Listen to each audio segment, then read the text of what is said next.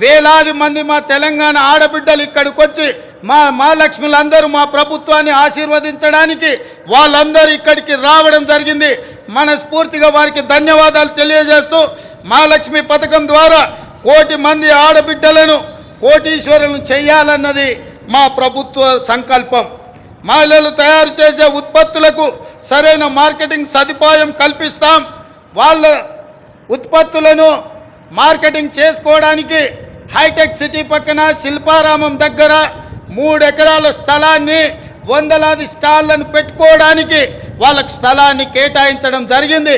ఏ ప్రాంతంలో అయితే విప్రో, ఇన్ఫోసిస్, ఐటీ కంపెనీలు ఉన్నాయో ఆ పక్కనే మా ఆడబిడ్డలకు గ్రామీణ ప్రాంతాలలో వారు చేసిన ఉత్పత్తులను అమ్ముకోవడానికి శిల్పారామం పక్కన 3 ఎకరాల స్థలాన్ని కేటాయించాం.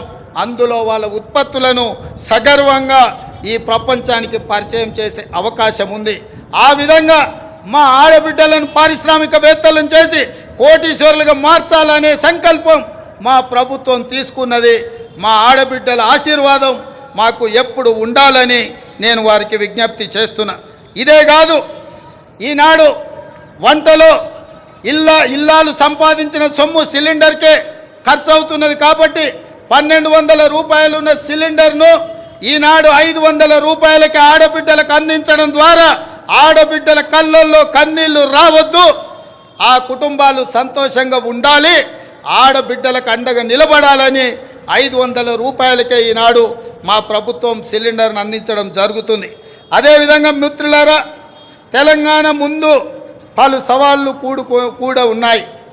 ముఖ్యంగా కృష్ణా గోదావరి జలాల్లో మన వాటా లెక్క తేల్చాల్సిన అవసరం ఉంది.